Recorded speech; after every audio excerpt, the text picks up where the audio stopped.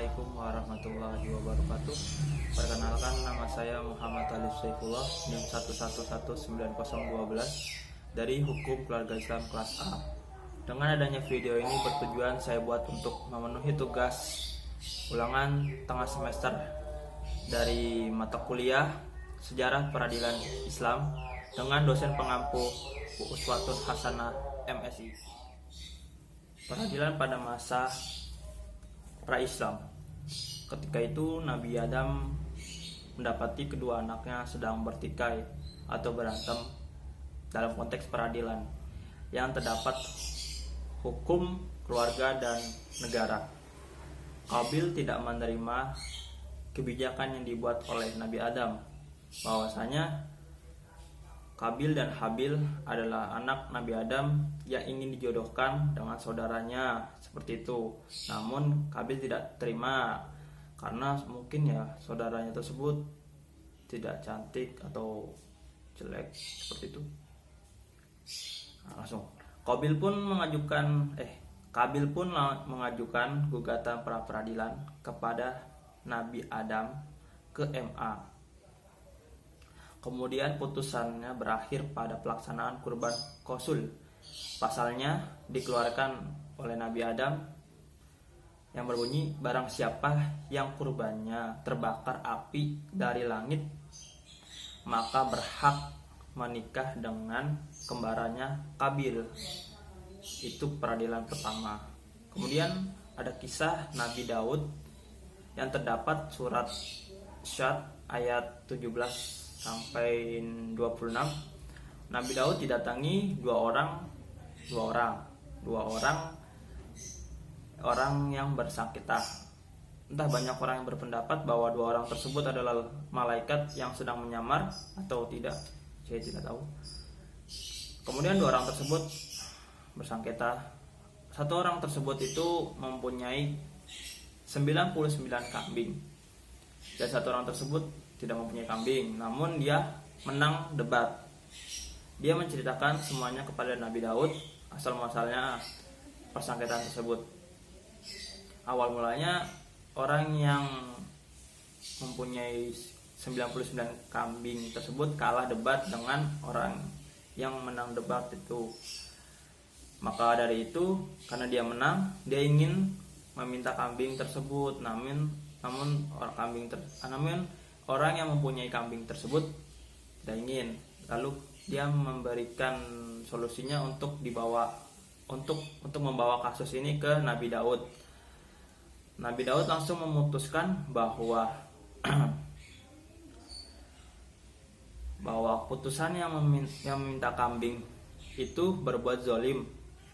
Putusannya berarti ya kayak orang yang meminta kambing tersebut itu berbuat zalim kepada saudaranya sendiri, karena berdasarkan Nabi yang tidak mempunyai fakta-fakta, jadi dia langsung memutuskan tersebut.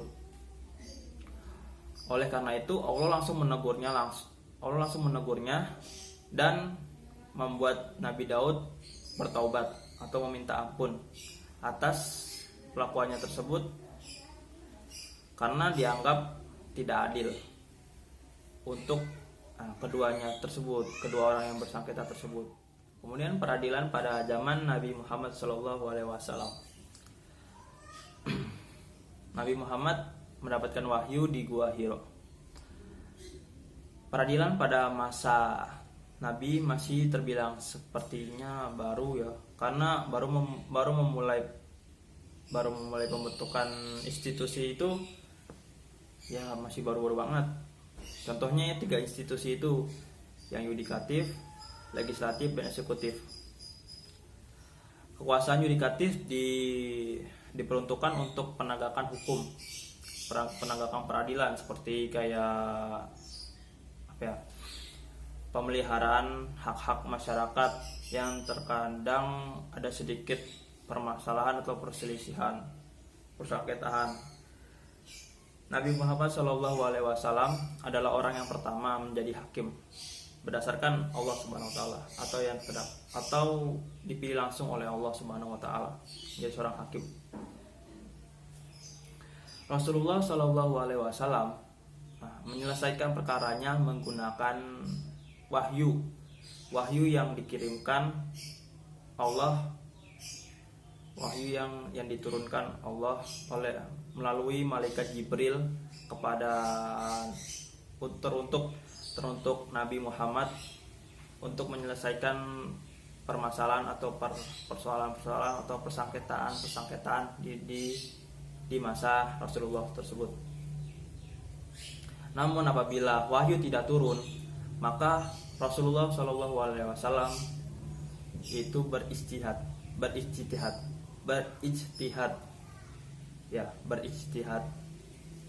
Apabila dirasa ijtihadnya keliru, langsung segera dibenarkan oleh Allah Subhanahu wa taala. Karena Allah tidak ingin nabinya itu salah. Jika salah juga dibenarkan langsung oleh Allah. Tidak peradilan ketika masa Khulafaur Rasyidin. Khalifah pertama yang menduduki setelah wafatnya Rasulullah Shallallahu Alaihi Wasallam yaitu Abu Bakar As-Siddiq. Ia dikenal sebagai orang yang ahli hukum yang tinggi mutunya, dan ia dikenal sebagai orang yang jujur dan disegani. Sumber hukum Abu Bakar ialah Al-Quran, Sunnah, dan selalu berijtihad. Tetapi ia setelah mengkaji atau memusyawarakan dengan para sahabatnya. Sahabatnya siapa? Sahabatnya Umar bin Khattab, Utsman bin Affan, dan Ali bin Abi Thalib. Sedangkan untuk permasalahan peradilan diserahkan kepada Umar bin Khattab. Selama Umar bin Khattab menjadi kayak peradilan tersebut, berarti selama 2 tahun ya, selama 2 tahun tidak terjadi yang namanya tuh bersangketa yang perlu dihadapkan ke muka pengadilan. Jadi ya tidak perlu ada sengketa yang harus dibawa ke persidangan. Jadi selalu diselesaikan dengan secara kekeluargaan. Dan Umar sendiri dikenal sebagai orang yang sangat keras, sangat disiplin, paling ditakuti, berwibawa. Dan juga ketika zaman itu umat muslim masih selalu berpegang teguh pada toleransi. Jadi ya beranggapan bahwa ya kita selesaikan secara kekeluargaan, tidak usah diperpanjang ke pengadilan seperti itu. Kemudian ketika Abu Bakar wafat digantikan oleh Umar bin Khattab. Umar bin Khattab merasa bahwa masalah hukum selalu bertambah dan semakin luas juga peranan gubernur. Jadi ya sebelum Abu Bakar wafat, Abu Bakar memberikan tugas di wilayah-wilayah kepada gubernur-gubernur untuk menjadi hakim sekaligus itu. Jadi peranan gubernur itu ganda, selain menjadi pemimpin di wilayah, tapi dia juga sebagai hakim, sebagai pembantu khalifah atau kepala pemerintahan gitu. Kemudian Umar memisahkan peradilan dari pemerintahan, karena menurut Umar itu pemerintahan itu akan selalu bertambah. Jadi ya lebih baik pemerintahan dan peradilan dipisahkan gitu. Karena permasalahan pemerintahan itu pasti selalu akan dikait-kaitkan dengan peradilan seperti itu. Makanya oleh Umar dipisahkan. Dan Umar juga mengangkat banyak para hakim dan gubernur. Umar bin Khattab selalu berpesan kepada hakim dan gubernurnya tersebut bahwa berpegang teguhlah pada Al-Quran dalam menyelesaikan masalah atau menyelesaikan tugas. Kemudian apabila ditemukan dalam Al-Quran, apabila tidak ditemukan dalam Al-Quran, maka berpeganglah pada sunnah. Jika tidak didapatkan dalam sunnah, maka berijtihadlah. Seperti itu. Kemudian diteruskan oleh masa Khalifah Utsman bin Affan. Ketika ingin mengeluarkan hukum, selalu bermusyawarah. Ya, jadi Utsman bin Affan itu ketika ingin mengeluarkan hukum selalu bermusyawarah kepada sahabat-sahabatnya, kepada tabi'inya, seperti itu. Peradilan pada masa Utsman bin Affan ini masih sama dengan sebelumnya.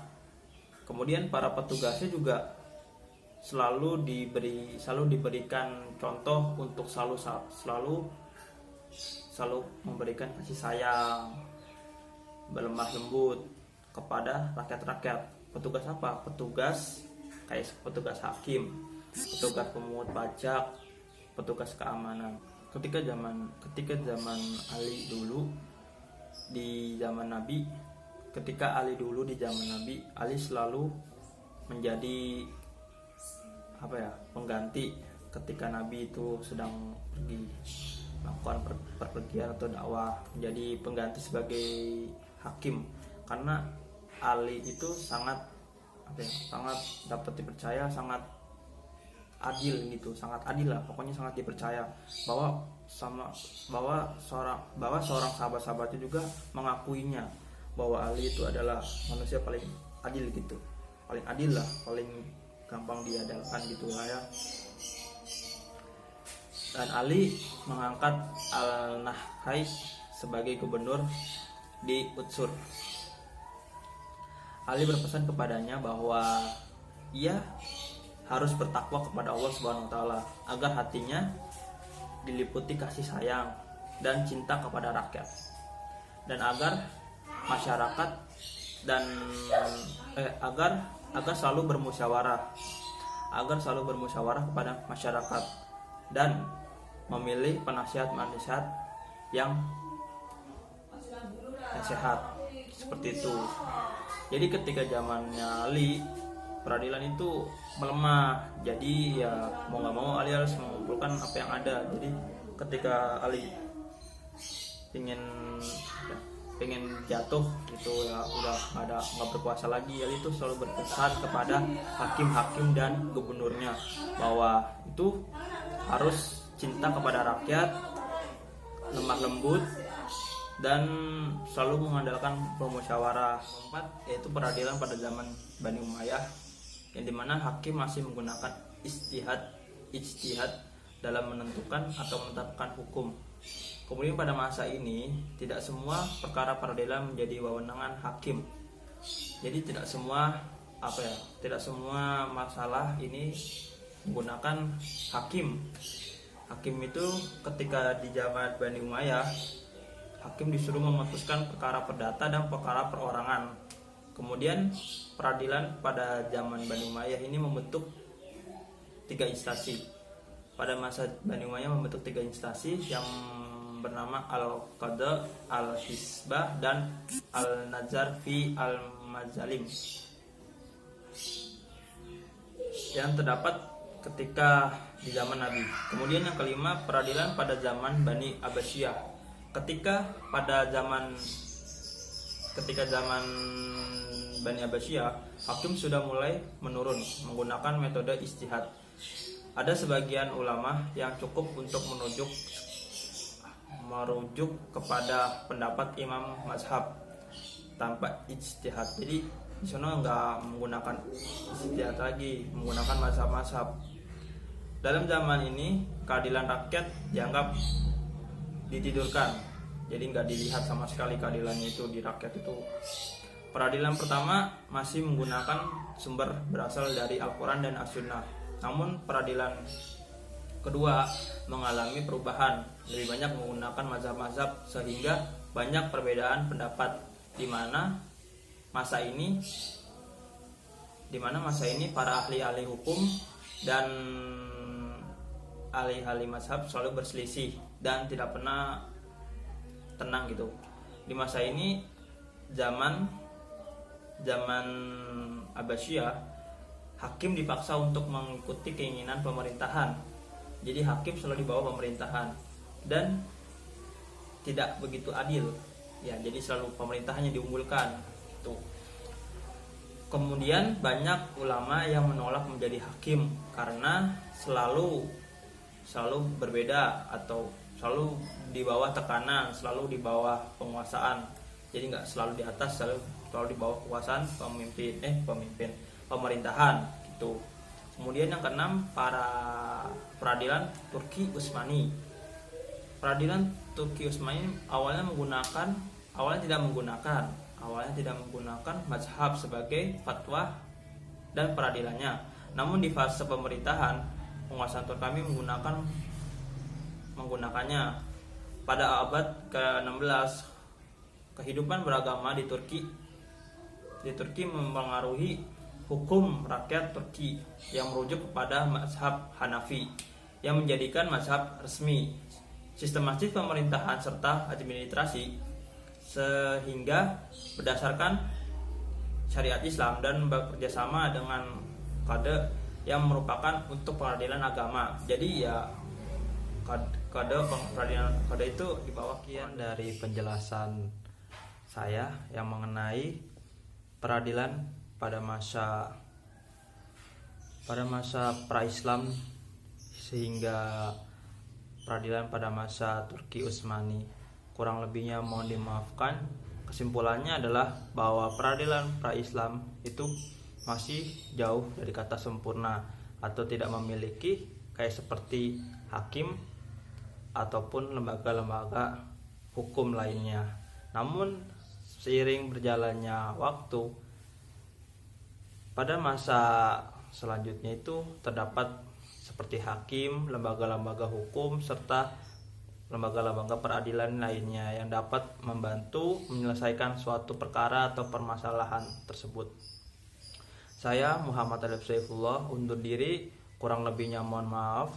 Wassalamualaikum warahmatullahi wabarakatuh.